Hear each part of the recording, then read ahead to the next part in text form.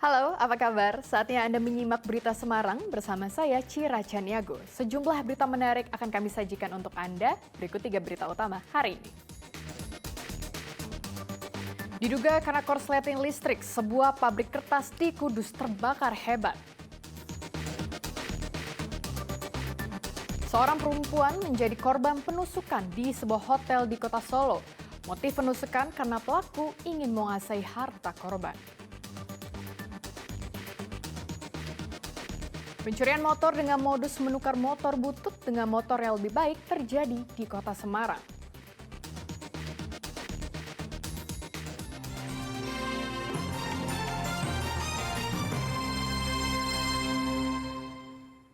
Sebuah pabrik kertas di Kudus terbakar hebat Sabtu sore. Petugas kesulitan memadamkan api karena banyak bahan mudah terbakar. Dugaan sementara api bersumber dari korsleting listrik.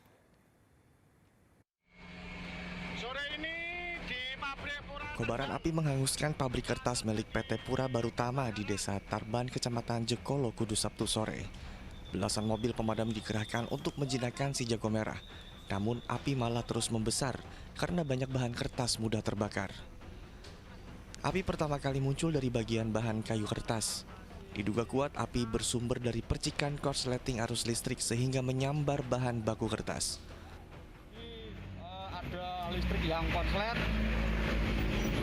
Terus terjadi kebakaran dari kecil sampai membesar karena cuaca angin yang semakin membesar. Belum ada keterangan resmi baik maupun kepolisian terkait kebakaran ini. Warga dilarang memasuki lokasi selama proses pemadaman dan penyelidikan berlangsung. Arif Nur melaporkan dari Kudus. Kebakaran juga melanda pabrik kayu di Desa Dagen, Karanganyar. Petugas damkar gabungan sejumlah kabupaten dikerahkan untuk memadamkan api.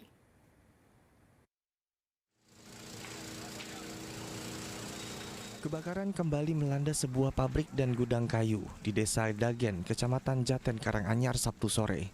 Sebelumnya kebakaran sempat terjadi Sabtu siang namun api bisa dipadamkan. Pemadam kebakaran bersama relawan terus berupaya menjinakkan api. Namun banyak bahan yang mudah terbakar seperti kayu dan hasil produksi triplex membuat api cepat membesar dan merembet. Petugas harus meminta bantuan pemadam kebakaran dari Solo Raya untuk ikut membantu memadamkan api. Menurut saksi, api pertama kali terlihat dari bagian belakang gudang. Namun penyebab kebakaran masih dalam proses penyelidikan. Api dari belakang gudang dan ini tadi merambat ke arah depan sehingga mengakibatkan kebakaran. Dan Kebakaran sempat membuat arus lalu lintas tersendat karena polisi memberlakukan sistem satu jalur. Heri Prasetyo melaporkan dari Karanganyar. Seorang perempuan ditusuk di sebuah kamar hotel di Solo. Pelaku sempat bersembunyi di plafon kamar mandi. Motif penusukan terungkap, pelaku ingin menguasai harta korban. Saya ingatkan atas nama undang-undang, hotel ini sudah kami kuasai. Silahkan Anda menyerahkan diri baik-baik. Polisi berusaha menangkap seorang pria yang bersembunyi di atas plafon kamar mandi sebuah hotel di Solo. Setelah diancam oleh polisi, pria tersebut kemudian menyerahkan diri. Pria ini merupakan pelaku penusukan terhadap perempuan berinisial D. Kasus penusukan ini pertama kali diketahui oleh pihak hotel setelah adanya suara gaduh dari salah satu kamar tempat korban menginap. Mendengar kegaduhan, karyawan hotel mencoba memeriksa kamar, lalu didapati seorang perempuan bersimbah darah dan terdapat luka tusuk di bagian leher. Pihak hotel kemudian melaporkan penemuan mayat tersebut kepada pihak kepolisian. Ada luka tusuk di leher sebelah kanan korban. Ya, korban saudara D ini merupakan seorang wanita warga bilangan Ogan Komering Ilir di Sumatera Selatan yang berprofesi sebagai pelajar atau mahasiswa, di mana saat itu korban beserta 3 rekannya, saya sebut sebagai saksi, yaitu saudara R, saudara RR, saudara F, saudara R, dan saudari RR yang bersama-sama sehari sebelumnya bermalam dengan korban. Saat ini korban telah dirawat di Rumah Sakit PKU Muhammadiyah Solo. Setelah berhasil ditangkap, pelaku berinisial DA langsung dibawa ke Mapolresta Solo untuk diperiksa.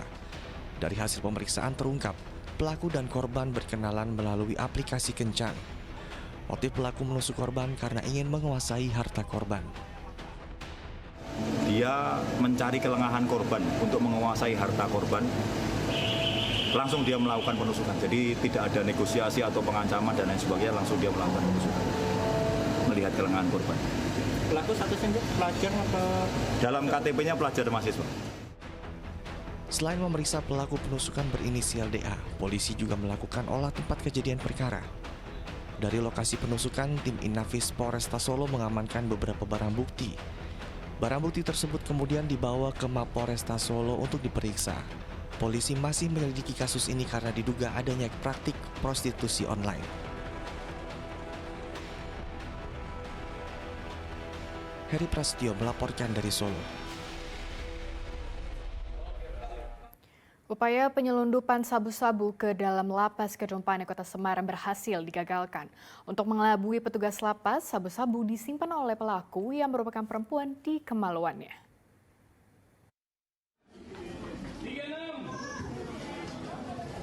Perempuan berinisial A harus berurusan dengan hukum setelah ketahuan mencoba menyelundupkan sabu-sabu ke dalam lapas Gedung Panik Kota Semarang. Sabu-sabu seberat 16 gram dikemas menggunakan alat kontrasepsi lalu disimpan di alat vitalnya. Pelaku memanfaatkan jam besuk lapas. Dari hasil interogasi, pelaku akan memberikan sabu-sabu kepada napi berinisial R. Penyelundupan ini diketahui atas perintah seseorang berinisial K. Hasil penggeledahan tersebut ditemukanlah 3 paket sabu ini seberat 16,13 gram yang dililit dengan lakban biru, kemudian dimasukkan ke dalam kondom. Nah, di mana kondom ini disembunyikan ke dalam alat kemaluan si A ini.